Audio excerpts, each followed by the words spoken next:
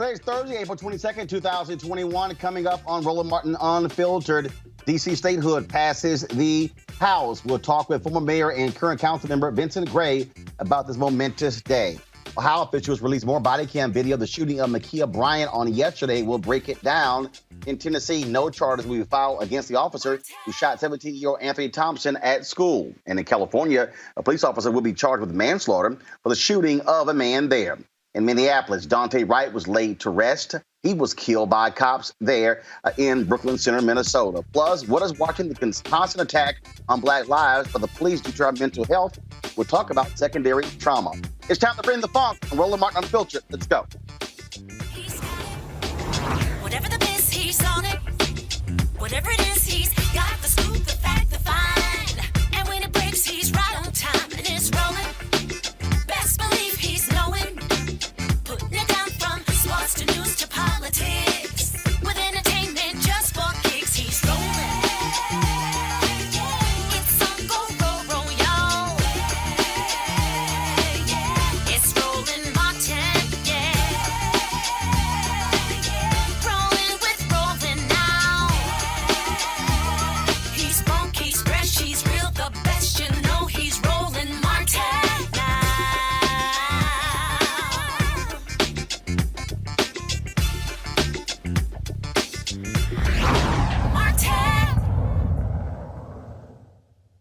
All right, folks, we apologize for the second day in a row. We had some major technical issues, and so we're still trying to get those things sorted out. But the show must go on. For the second year in a row, the House of Representatives voted to pass H.R. 51, granting statehood to Washington, D.C. It took place on a party line vote, 216 to 208. Democrats, of course, now send it over to the Senate, where the only way it gets passed there is if they end the filibuster. Republicans oppose the bill because it could mean 2 Democratic United States Senate seats, but Democrats believe granting statehood to D.C. is about civil rights and representation. And keep in mind, folks, that you have states like Wyoming, which is less population than, of course, D.C.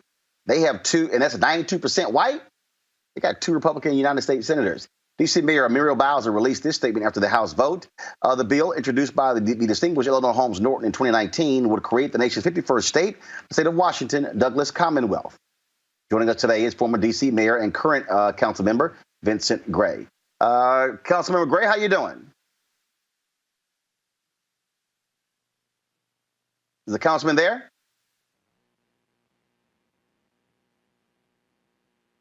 Folks, I can't hear if the council member is there, so if he's there, please let me know.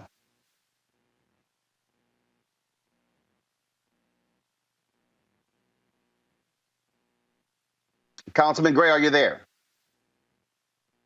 All right, well, y'all sort that out, folks. Let me go to my panel real quick. Greg Carr, Chair of the Department of Afro-American Studies at Howard University. He joins us right now. Greg, are you there? I am. Can you hear me? All right.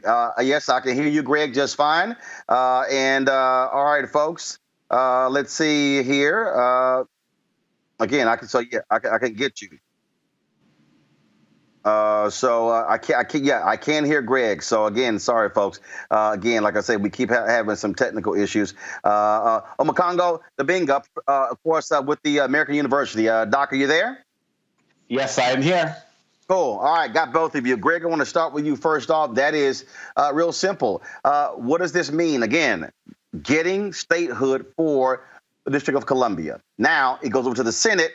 Now we got to wait to see what Sinema and Manchin does.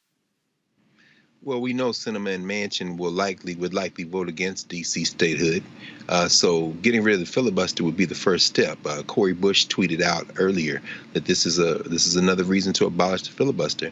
At a moment like this, however, we must understand that ultimately the ultimate objective is statehood, but this fight is energized by this vote passing the House of Representatives. In a moment, I reflect back on the song by the great a cappella group Sweet Honey in the Rock that came out of the Harambe singers, the great Dr. Bernice Johnson Reagan. And they had a song, "No Taxation Without Representation, Give the People Their Right to Vote." And they literally sang through the history of this long fight and the options that could be available to D.C. Retrocession into Maryland, for example, or other things that are being proposed. But you nailed it, Roland. You've been saying this all along, and so many folks have been saying it. This is about nothing but power. And behind that power is white nationalism. They should be afraid of two representatives from the District of Columbia, even as it becomes increasingly increasingly white, being progressive. They should be afraid of that, because what they've shown is they're willing to dismantle this entire experiment if it means they can hold on to power with those little white hands for just a little longer. So they should be shaking in their boots. Demography's coming, baby. At some point, it's going to be a reality. So today's a good day. I mean, you're absolutely right. And again, the thing that I found to be real interesting, and I'm trying to pull this tweet up here, and it was pretty hilarious to me when I saw the reaction of Republicans and all the different reasons they were throwing out here. Omakongo, one of those was by Congressman Steve Scalise. He was concerned about the crime rate in D.C. I'm sorry, is there no crime in Louisiana, where he's from? Is there no crime in Mississippi?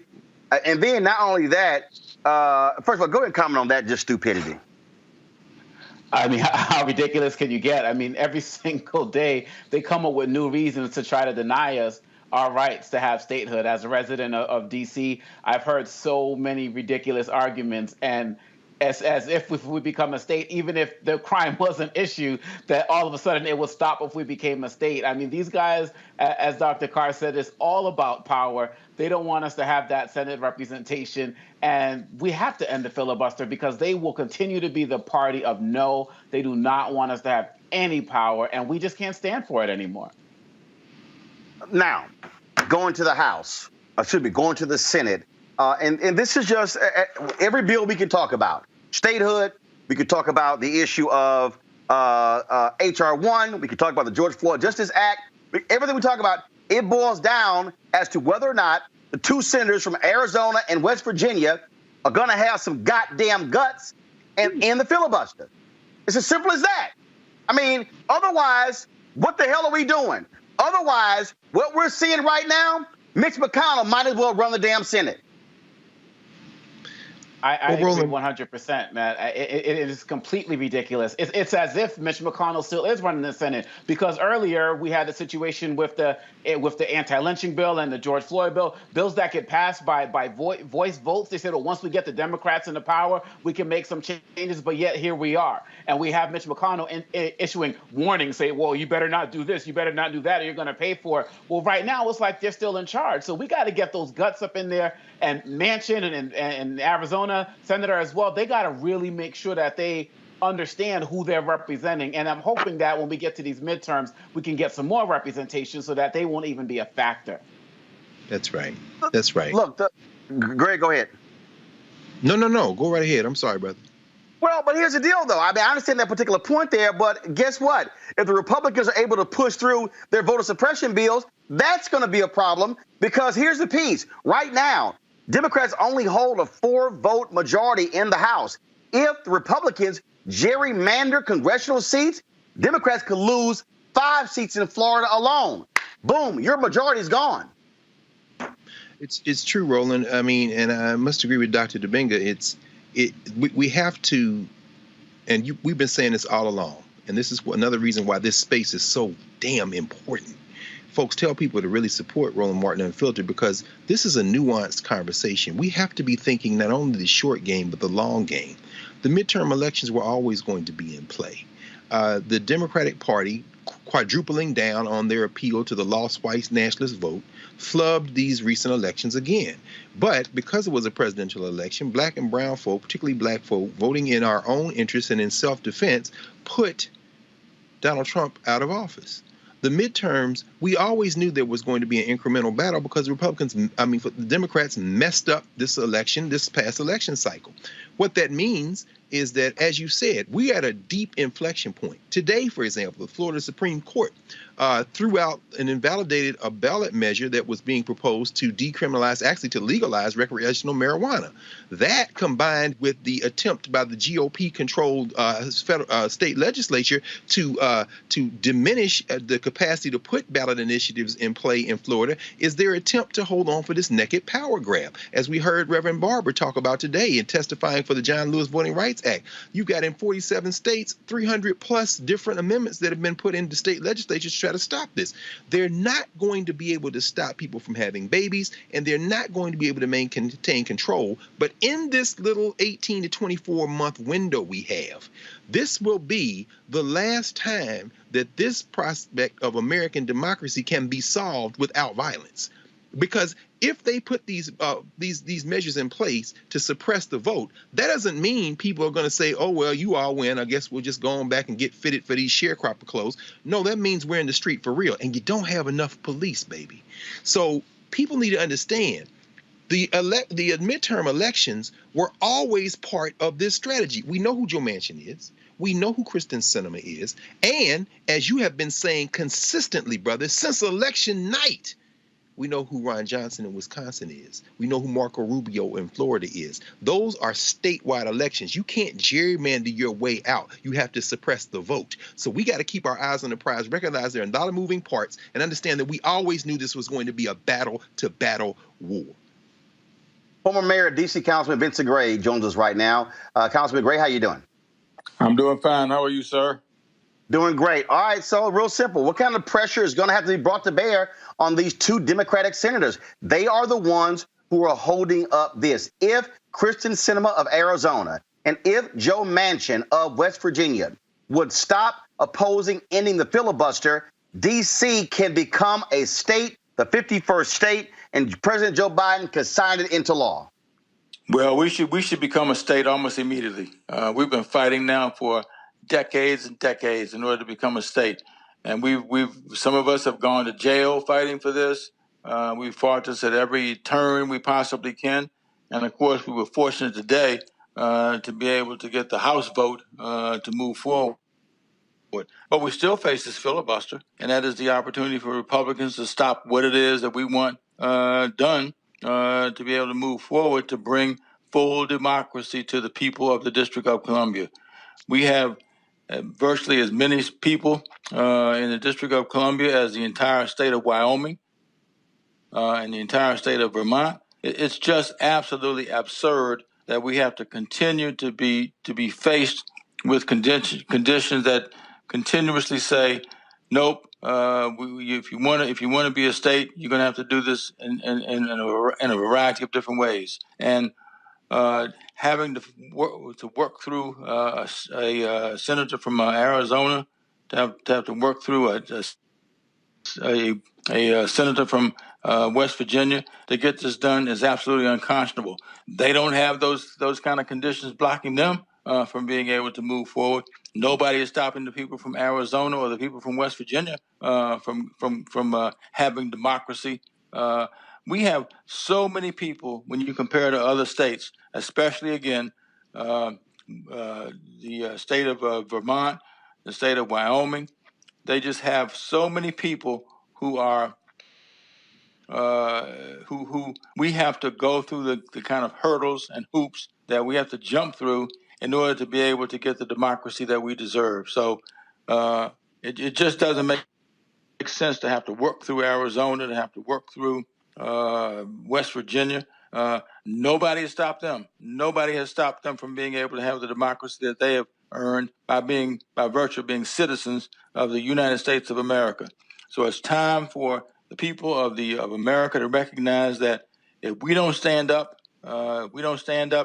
every area of democracy is in peril in America. So, well, I would say this here, Councilman Gray. I think what's going to take, y'all are going to have to mobilize and organize and literally put thousands of people in the halls of Congress. Y'all are going to have to send wave after wave after wave every single day to the offices of Sinema and Manchin to get their attention. I mean, that has to happen. I completely agree. And we need to stand up and fight. We have fought for so many years, Roland, for democracy in the District of Columbia. It's time for us to become the state of the state that we've designated the name for to be able to move forward. So I'm ready to fight and continue to fight. I've been fighting for years. I've been here all my life. I've been in the District of Columbia the entirety of my life, and I want the same democracy, the same opportunity, the same rights that should be accorded me as any other state in America. So I'm ready to all right. do whatever's necessary.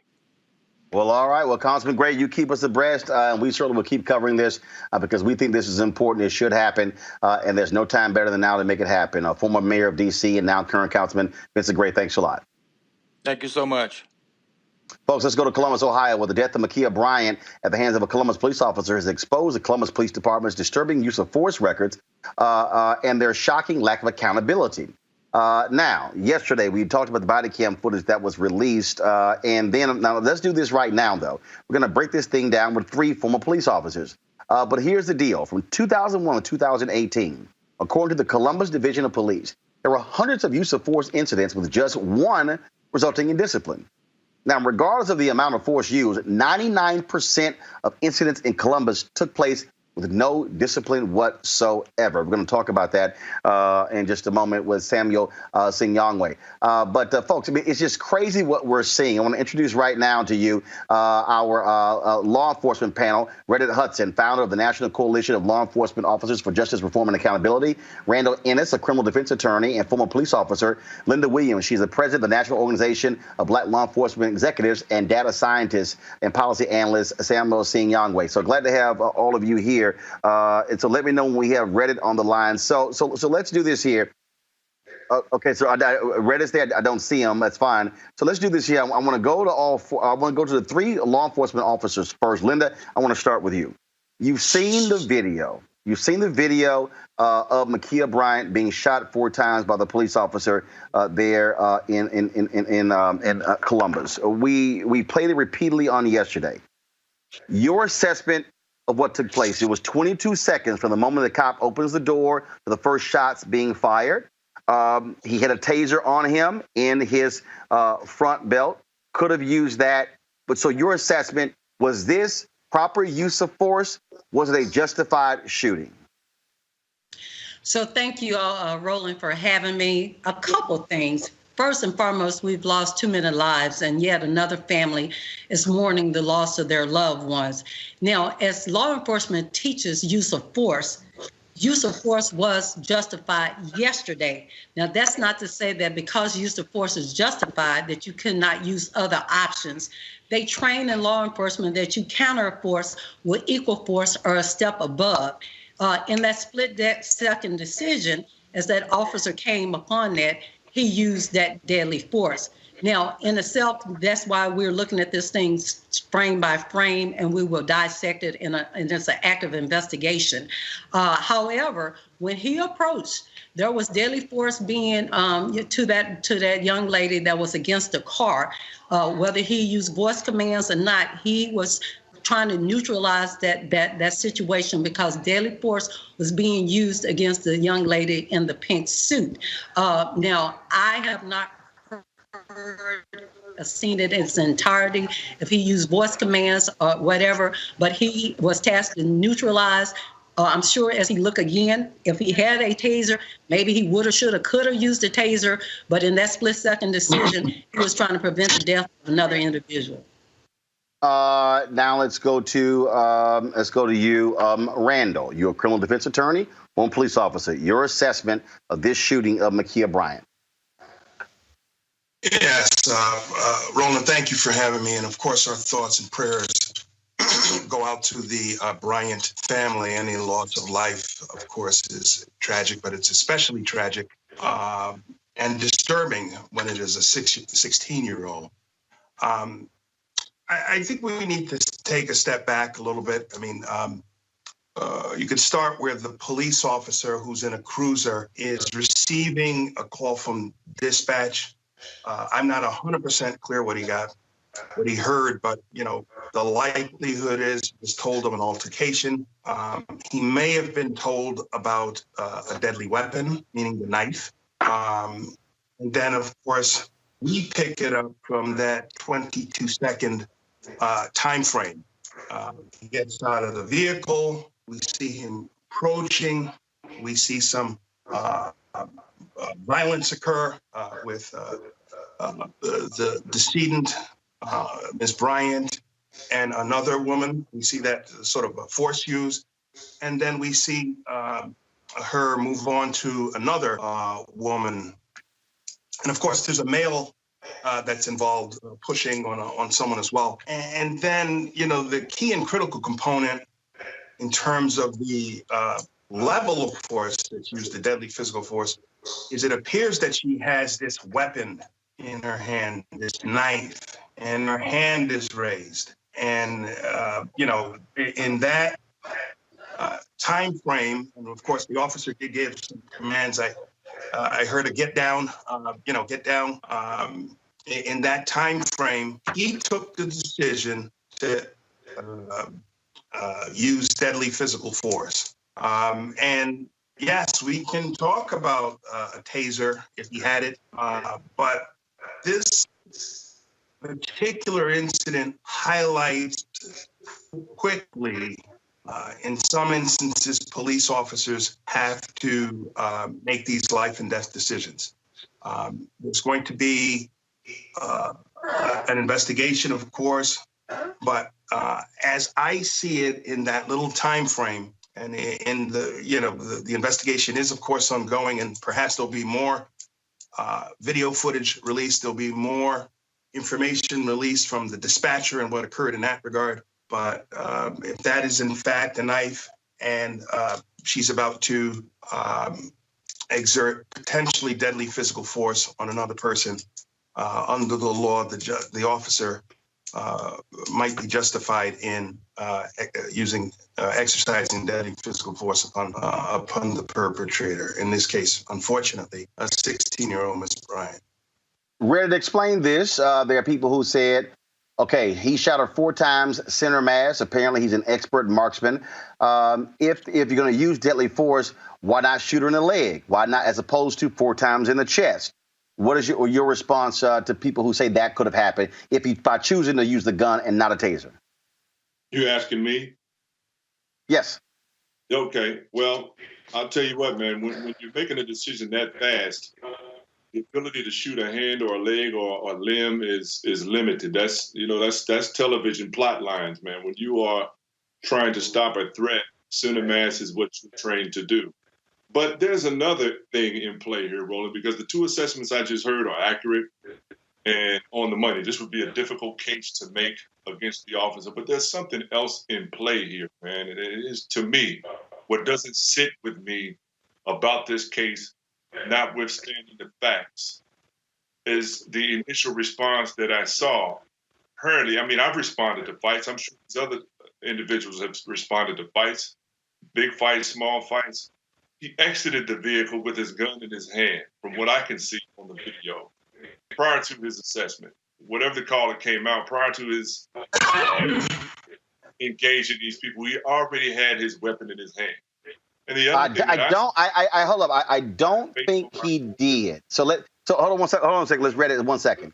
Let's do this here. I know we have the video queued up. I don't want to have to show the video, but folks, if y'all could go ahead and cue the video up, I just want us to be clear. Let's do this here. Go ahead and roll the video, so that way we see exactly what's going on. Go ahead.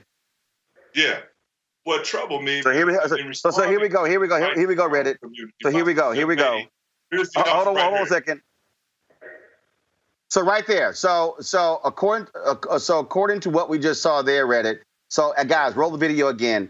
I think when you get to about the 15-second mark, then you see he pulls it out. What we see there. That I've seen shorter versions, maybe.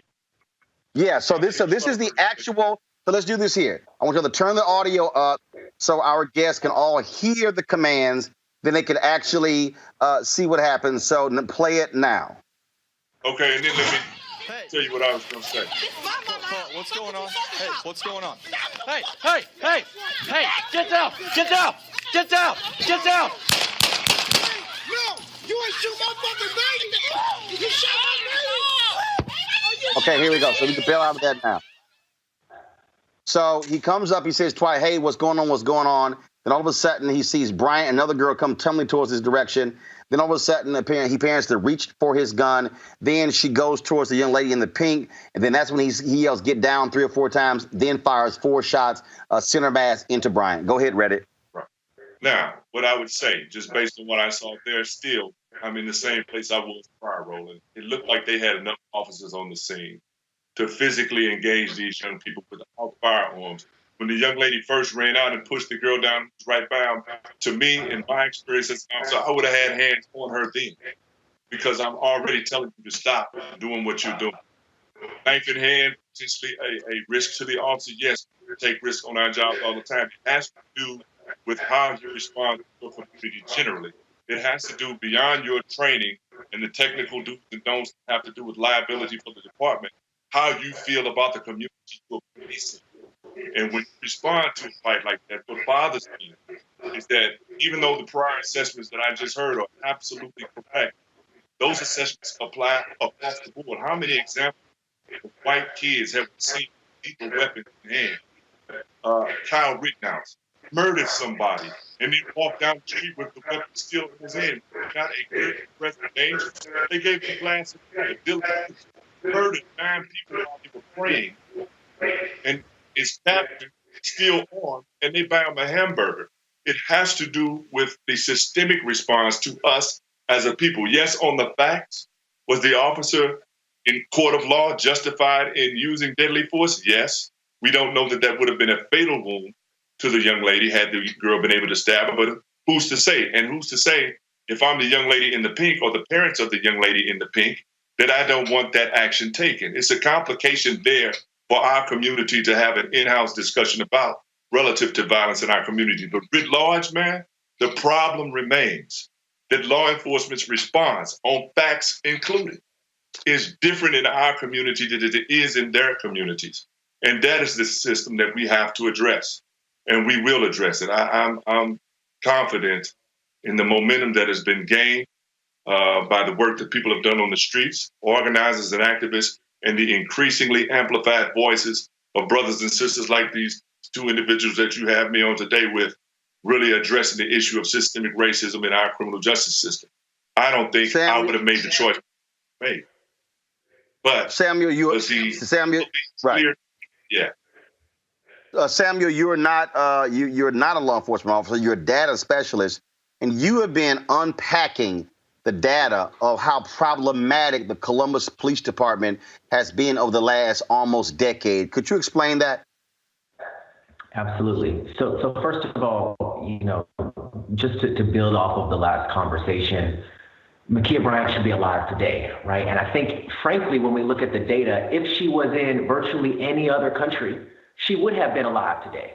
Because if you look at countries all across the world, you look at Japan, for example. Japan has a population more than a third the size of the United States, almost half the size of the United States. In a given year, it is rare for anybody to be killed by police again. And it's not like they don't have knives, it's not like they don't fight. They have those much more often in many places than you might think. But the reality is the police respond to those situations differently. They do so in a way without using deadly force routinely, thousands if not millions of times a year, and they ought to be held to the same standard in the United States. We shouldn't be accepting a reality in which people are being killed by the police because they had a knife. That doesn't happen in other countries. It is not acceptable. We cannot lower our standards just because we are so used to being killed by the police and wondering whether or not we're unarmed, whether or not the circumstance is so mundane that maybe we might have some sympathy, maybe we might have a chance of having the officer indicted. No, we have to look at this in the context of what's going on across the world. Policing is not unique to the United States. There are different approaches to each of these situations, some of which protect and preserve both the people who are feeling threatened in that moment and the people who are allegedly the perpetrator, so that they can see their day in court, so that they are not being killed on the spot. The police should not be judge, jury, and executioner. Now, that being said, with this individual case, we need to look at the entire systemic factors that have been alluded to that are bigger than this individual case and are also clear in plain view in Columbus. In Columbus, Ma'Khia Bryant was the 5th child killed by the police since 2013. The 5th one. So this is a pattern. Columbus Police Department, Columbus Police Division has killed more children than any other local law enforcement agency in the country, other than 3 agencies. So again, like this is a huge problem. When we dive deeper into the data, we've been tracking killings by the police all across the country. What we have found is that 45 people have been killed by the police in Columbus since 2013, 45 people, and that Black people are 5 times more likely to be killed by the police than white people, and that there are particular officers on the force that multiple shootings on their records, use force over 100 times, and not been accountable. 99 of all use of force incidents, there is 0 discipline, and that 1% is a counseling or a verbal reprimand. It is not a termination. So again, that's the system that we're looking at, and that's what we need to be focused on, not sort of trying to untease the particulars about this individual case, because we already understand that this is a bigger problem and it needs a bigger solution. Linda, your thoughts about what Samuel just laid out. 40 people have been killed by Columbus police since 2013. My brother is on spot. I used my platform since I became president of Noble in July of 28 to call out systemic racism. Now, everything that me and Randall stated are true, but what he stated is true. There is a disparity in how they treat Black and brown citizens. I said that, you know, in law enforcement, you are trained to counterforce with a counterforce of equal force or one step above.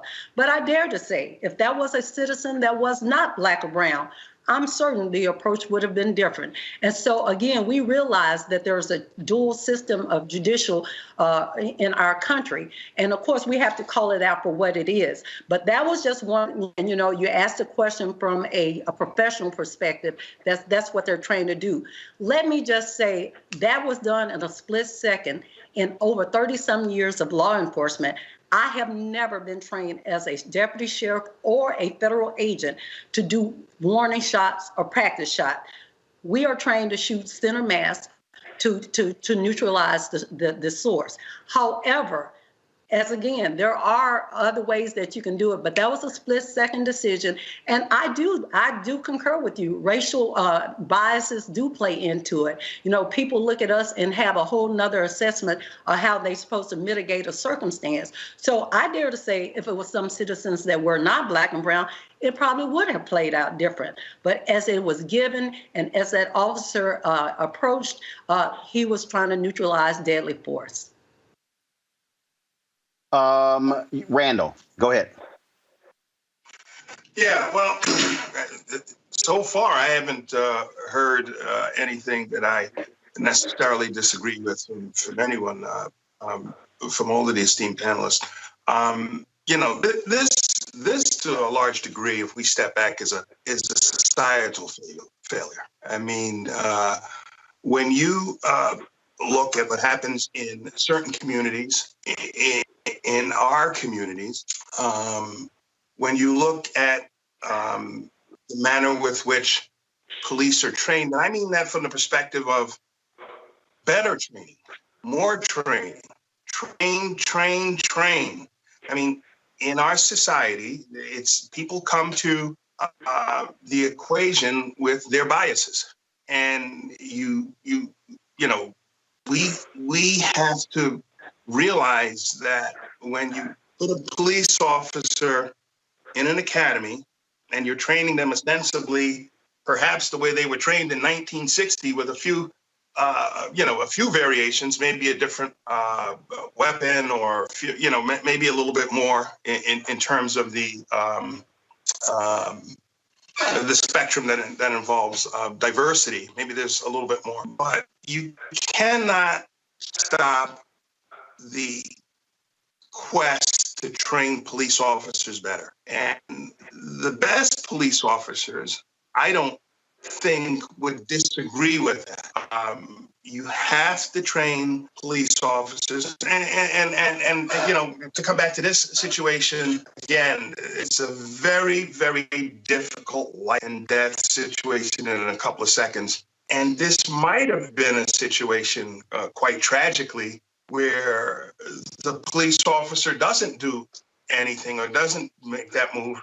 And unfortunately, or makes it a second later, and you could have 2 people dead. You can have,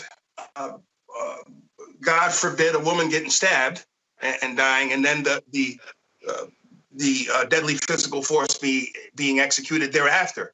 So there are permutations on how this could have played out. I tend to take a step back and let all of the facts come in. I don't think we know all of the facts. I haven't heard the dispatcher's report, or I haven't seen all of the body camera views. And so I like to let, to some degree, things play out. But I think the whole notion of a societal failure on many levels, as it relates to what happens in communities, as it relates to how we train our police, or how much better we can do. I think that all gets brought to the fore here.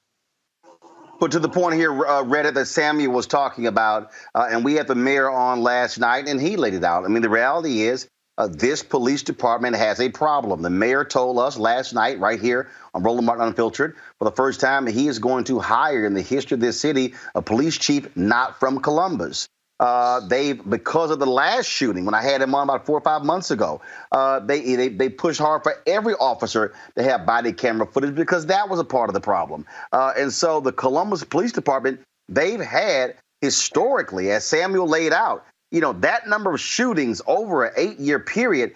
I think Samuel even put out a tweet that 6% of the officers were responsible for 50% of the use of force incidents. Reddit? Wow. Yep.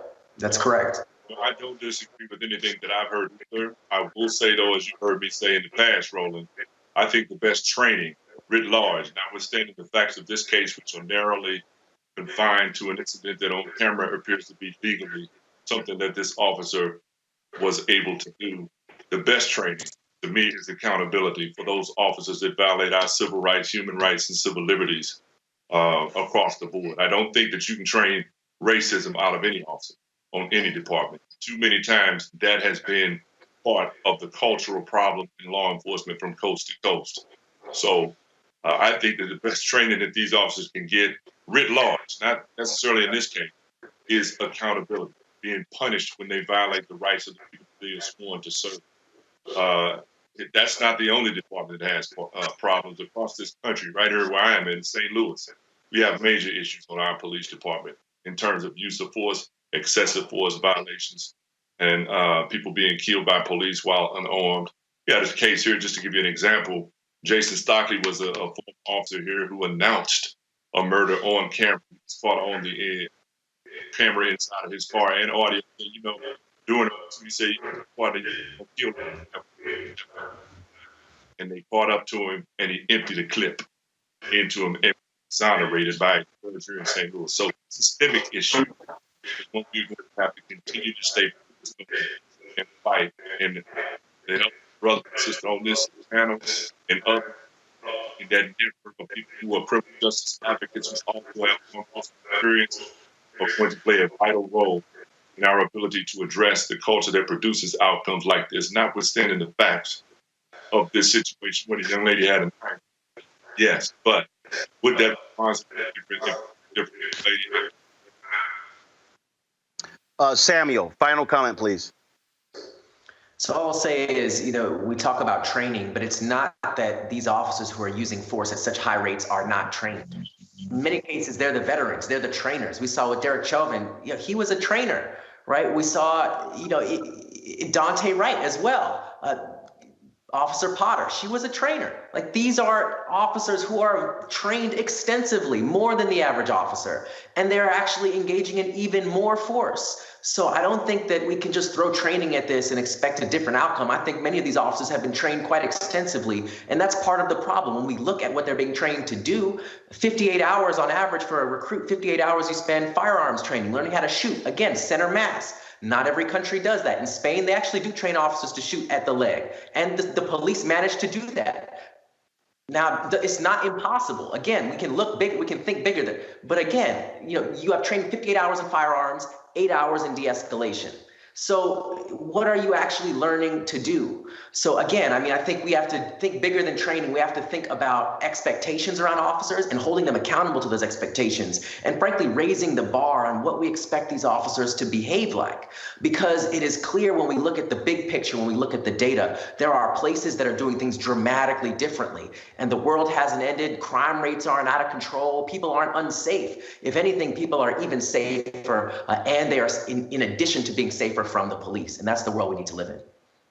All right, then. We certainly appreciate all of you. Samuel, thanks a lot. Linda, thank you so very much. Randall, thank you very much. And as well as Reddy Hudson, folks, I appreciate it. I want to go back to my panel here, Greg Carr, Mokongo, as well as Amisha Cross. Amisha, I'm going to bring you in here. The reason this is valuable and the reason it's important for our audience and why I wanted 3 Black law enforcement experts on, because we need to hear their perspective in terms of this particular shooting here. There are a lot of people out there, and I literally had some calls from people who said to me, Roland, this is not one of the issues that we need to be spending lots of time on. We need to move on. And I said, no. I said, absolutely not. I'm not going to just simply dismiss this thing outright and say, oh, that's it, we're good, justify it, let's move on. Because even if it is determined by the police department, by the Civilian Review Board, by the district attorney, that this was a justified shooting, we still should be pushing officers and police departments to find alternative ways and to engage with the citizenry the outside of using lethal force. That was a point that Samuel was making. Roland, I agree with you 100%. The issue that I have here, first and foremost, we have to recognize that there's a lot going on that, wasn't initially spoken about as this case was originally, published or publicized in the media. This was a young woman who was a foster child, who is a foster child.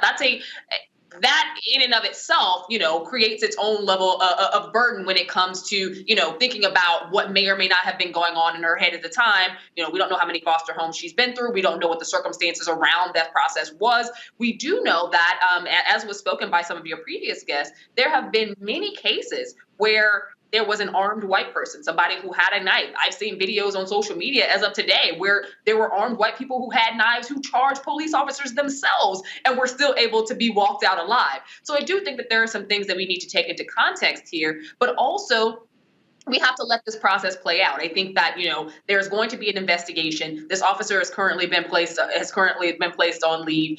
There's a lot that is going to come out as this investigation progresses. I don't think that we should immediately jump to conclusions, but I also feel as though the narrative that we're seeing around this, we see around cases with Black women and girls all too often.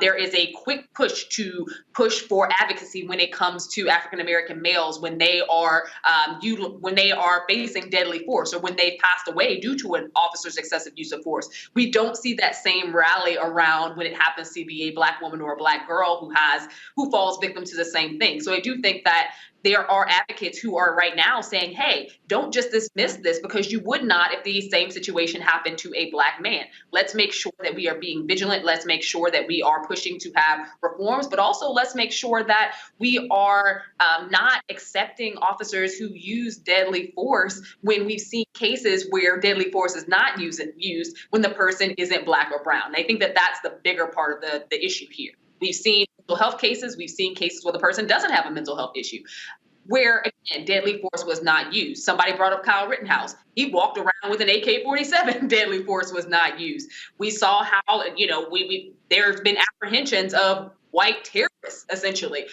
We saw it with the guy who shot up the church in South Carolina. At the end of the day, we see time and time again where there has been a weapon, a highly potential deadly weapon, where white people have been apprehended and there has not been a death. So I do think that there's something to be said about how the force was used in this case.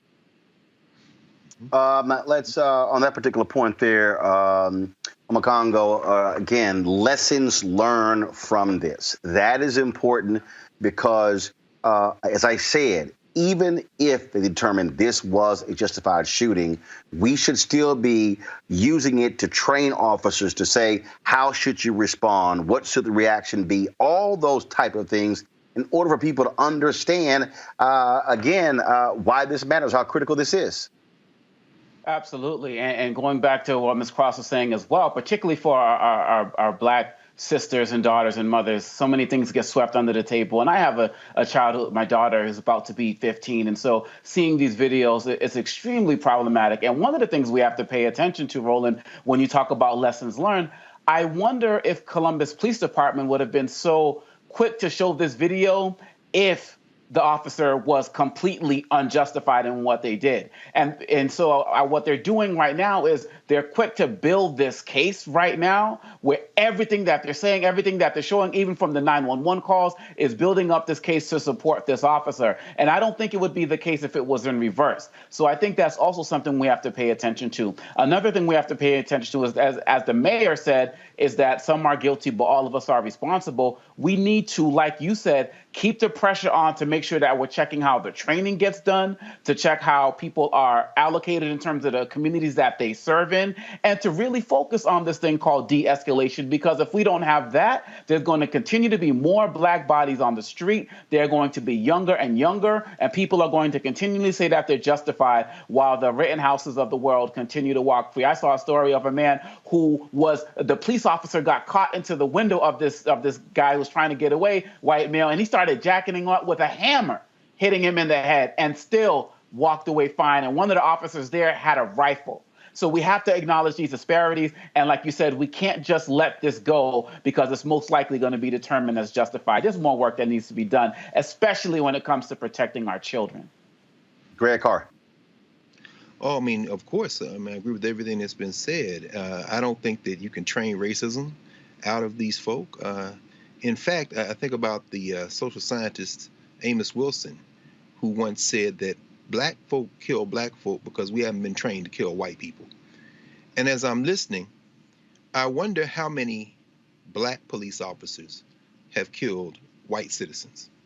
I understand that these aren't movies and you can't shoot in a particular place to wound, but what I saw there were girls clustered up, swinging at each other, and this man very patiently, very quickly, very efficiently pulled out his gun and fired in a way that he assumed he wasn't going to hit anyone else. But see, this gets down to the real issue, it seems to me. The philosopher Sylvia Wynter, right after the Rodney King insurrections of 1992, where we saw for the first time that videotaping the police beating the hell out of a Black person has very little meaning to a jury determined to let those officers go.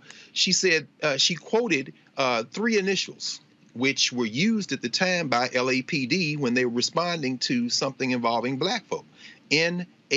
I think that applies here. No humans involved. This was their informal way of saying we're responding to a situation where there are no humans involved. And that is the simple fact. There are no humans involved here. And let me just say this very quickly.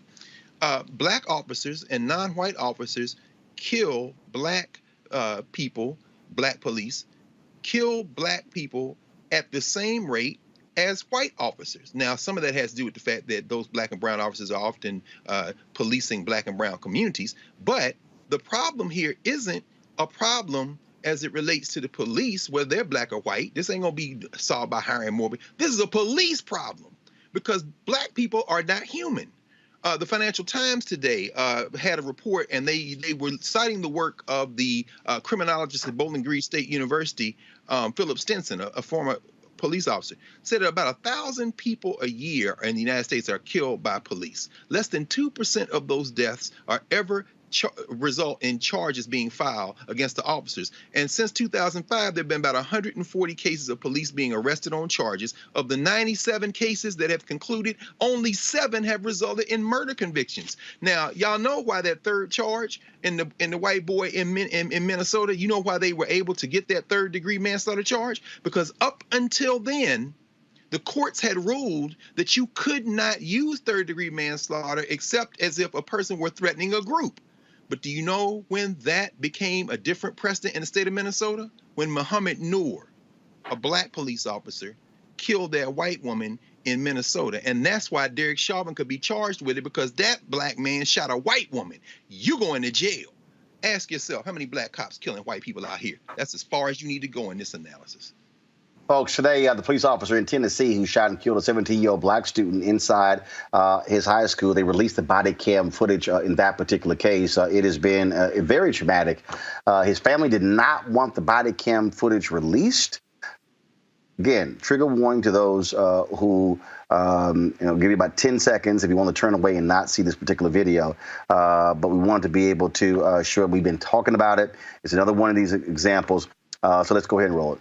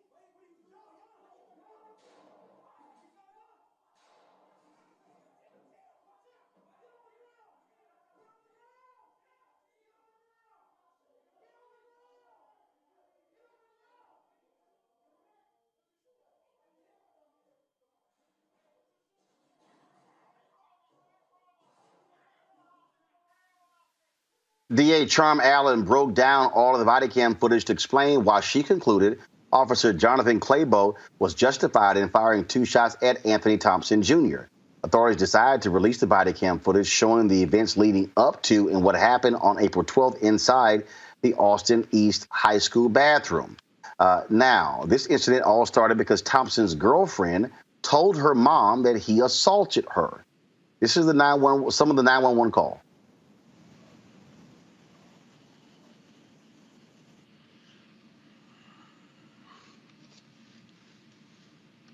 Sorry, having some issues there. And so, again, that was the case that took place there in Tennessee. Now, in California, for the first time in Contra Costa County history, the DA's office has charged a county sheriff's deputy, Andrew Hall, with felony counts of voluntary manslaughter and assault with a semi-automatic weapon for fatally shooting Laudemere Arboleda in November 2018. Arboleda was shot 9 times as he tried to drive his vehicle between 2 police vehicles. If convicted, Hall faces up to 20-plus years in prison and would be barred from working in law enforcement ever again. Now, Hall was cleared last month for killing a homeless man. Terrell Wilson was jaywalking, wielding a knife, and reportedly throwing rocks at cars. But now he is going to face trial in this particular case here. And, of course, in Minnesota today, it was a sad day as the family of Daunte Wright laid him to rest. He was the black motorist who was killed by police. Friends, family, including relatives of George Floyd and Oscar Grant, gathered at Shiloh Temple International Ministries in Minneapolis to pay their respects. Congressman Ilhan Omar presented Daunte's mother, Katie Wright, flag that flew over the Capitol on behalf of Wright. And so it was quite the emotional day.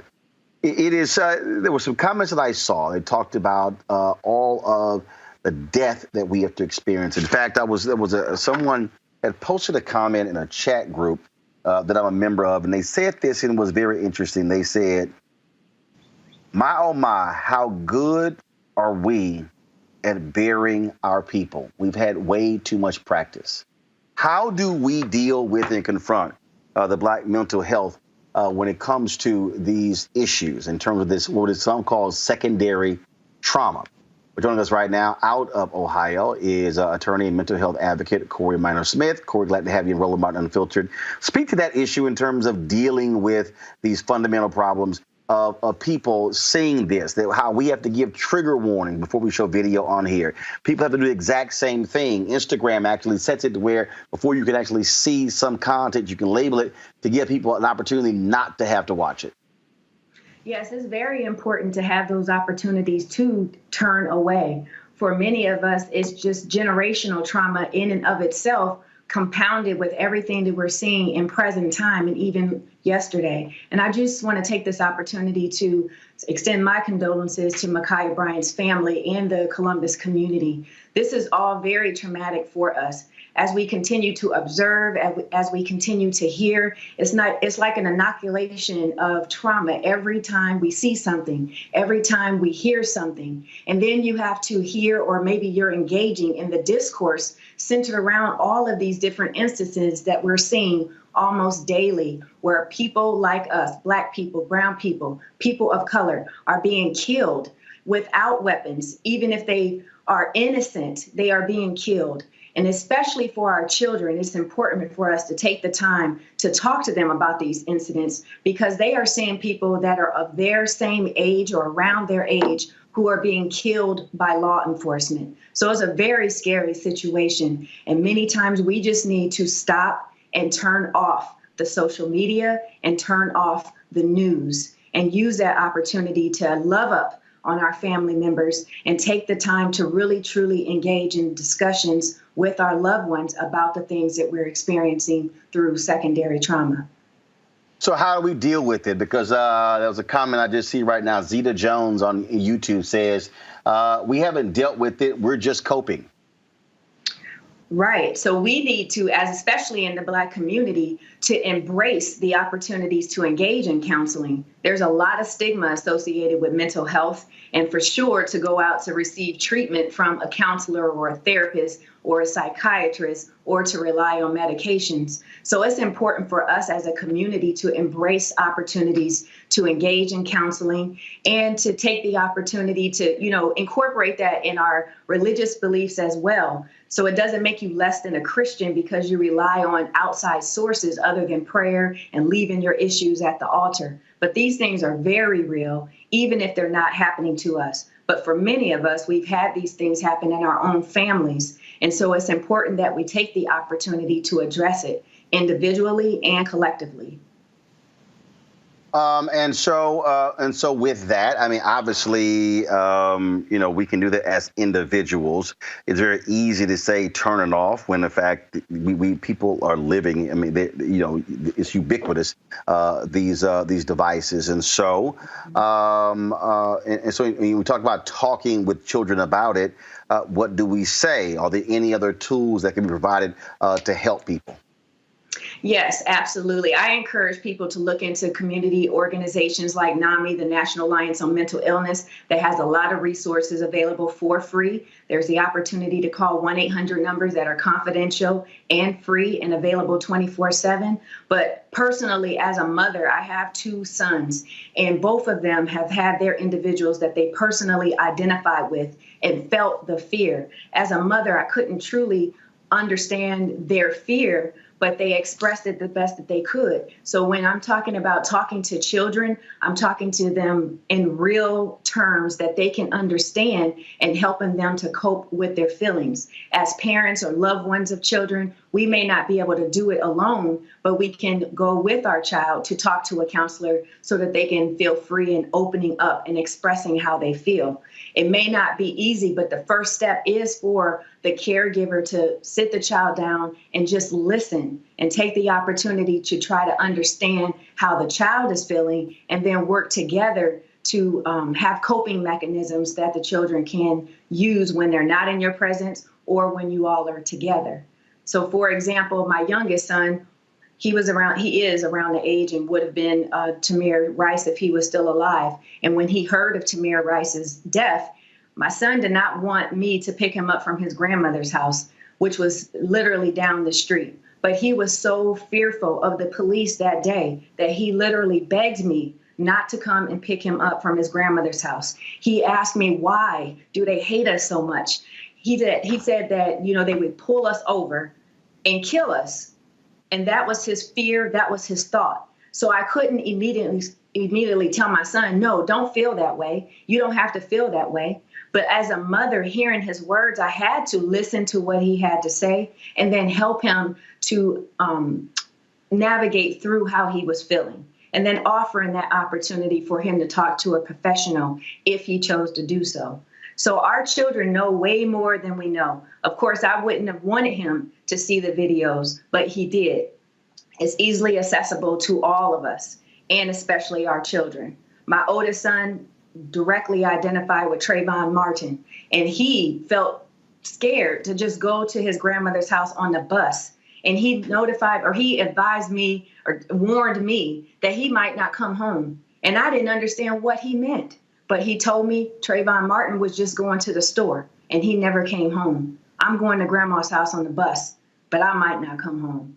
And that's a very, very real feeling. And it's scary as a parent to hear that because you don't know what you can do. And there's very little you can do when your child is not in your presence.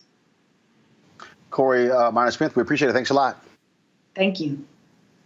Greg, Carl, I want to start with you. How do you deal with this in your students, your class? Because surely this comes up. Well, I think Attorney Smith is right. The first thing that I try to do is remind them that this is a safe space. It's one of the reasons that they chose coming to a black college. That's number one. And then, as she said, I listen. But I listen with an ear that is attuned as a black man to the fact that we experience this trauma in ways that make us internalize our true feelings. And so what I found over the years, I guess now over 25 years of teaching between Ohio State Temple and now Howard, classes close to 30, what I found is that when we are comfortable and when we have our conversations with each other, if we can let go of that fear, what comes out is the rage. What comes out is the anger. And sometimes it has to be triggered with a prompt. So in my hip hop class, for example, when we get to the part now in the early 90s, we start talking about gangster rap. So I'll play Fuck the Police, coming straight from the underground. Young brother got it bad because I'm brown. And they think they have the authority to kill a minority. But see, I ain't the one for a punk motherfucker with a badge and a gun to be beaten on. I said, now what do y'all think about that? What comes out is the anger. See, because what that trauma breeds is fear. And we often respond to the fear by somehow reinforcing the idea that we can't stand up straight and express what we think. And I think that is the thing that cripples us. Because when you let go of that fear, when you're in a comfortable space, that's when you can begin to address your full humanity. Not only should we be enraged, we should be comfortable in sitting in the feeling that if you come for me, if I can't even do it, I fantasize about killing you before you kill me. And I can say that out of my mouth, stand up straight, and not worry about any white lash because I'm in a black space. That's why I chose to work in a black institution. And any Negro that thinks somehow that's an inappropriate response, I tell them very simply, look in the mirror and deal with your fear. Don't be scared. Free yourself. Omokongo, how do you confront this in your classroom? This is amazing hearing Dr. Carr speak on this because I am in the exact opposite situation teaching at American University where the majority of my students are white. And I've had situations where I've had students ask me to have a disclaimer before I would show some of these videos when I would show them in earlier times. And I said, it's very interesting. We talk about a disclaimer, but for us, it's every day on loop. We can't escape these videos. We have to work intentionally to try to escape these things. And so, number one, you're asking to have, your emotions be protected, which I respect, but how do we put into a place where you're respecting our emotions? And then I ask them another question. I tell them every time I see one of these videos, depending on who it is, I see myself, family member, friend, sister, parent, brother, whatever. Do you see yourself or anybody else in your family or in your friend group in these videos that you see? And the overwhelming majority of them will say no. And I tell them that's the problem. Your inability to humanize us in the way you humanize your own community is why these situations will continue to happen. You won't see them. You will assume the knowledge that the mindset of, well, they must have done something. Police are always right. My dad's a cop. My aunt was in the military. And therefore, and I know they're good. And we do the work by the end of the semester to break that. And many of the students who come through my class, they end up seeing what we're talking about, and they come out being advocates for the things that we're talking about tonight. But they're not coming in with that knowledge and with those emotions. And so it's a lot of work to get them there, but it's worthy work because we're going to also need them in this fight as well. Mm-hmm. Final comment, Amisha Cross. Mm-hmm. So I'm concerned across the board, but I think I'm most concerned when it comes to K through 12 students because they don't have the privilege of having a Dr. Carr in the classroom. 97% of K through 12 students, black students across this country, are taught by white women.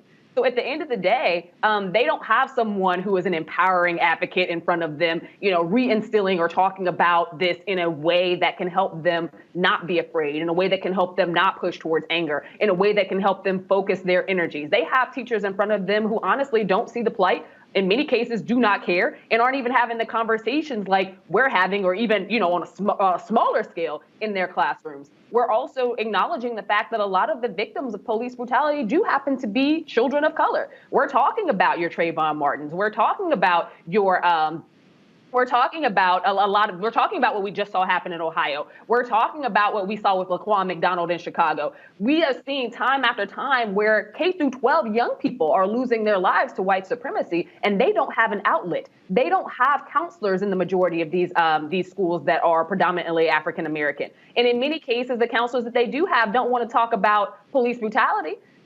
So this is a case for me where my great concern is, what are we doing for the K through 12 students? What are we doing for the students who don't have that pillar in the classroom that can have those conversations? What are we doing for those students who are living in fear, not because of what's going on in their communities, but because they know that this protect and serve mantra does not affect them? That protect and serve obviously means that in many cases, their Black bodies are the things that are the most brutalized. Their Black bodies are the things that police officers happen to be afraid of for whatever reason. And I think that we have to really take that into consideration, because in our public schools, school resource officers, SROs, are funded at much higher rates than our counseling services are for these young people. So they are left to fend for themselves.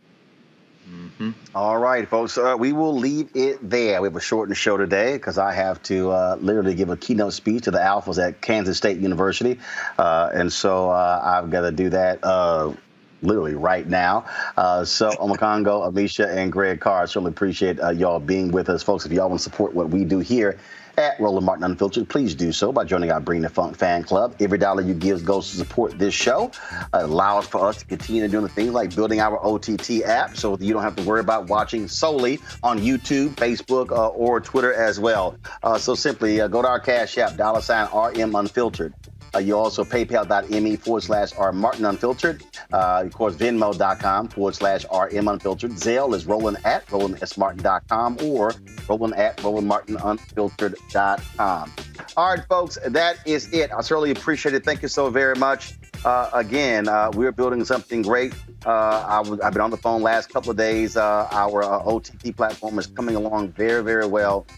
And so that's going good. But let's do this here. Don't forget my 6-part series on intergenerational conversation on Facebook is going to launch on Monday. Here's a preview of our first conversation between Dr. Janetta B. Cole and activist Tiffany Law.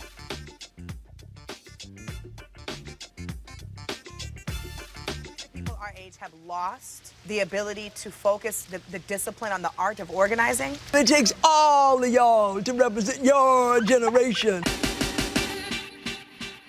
The African proverb says, the young go fast, the elders know the way.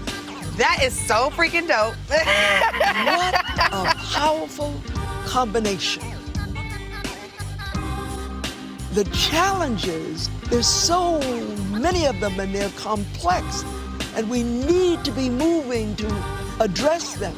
But I'm able to say, watch out, Tiffany. I know this, Roland. Like you said, giving folks the wisdom and we can go fast together. Mm-hmm. It happens in a lot of spaces. I don't think it happens enough.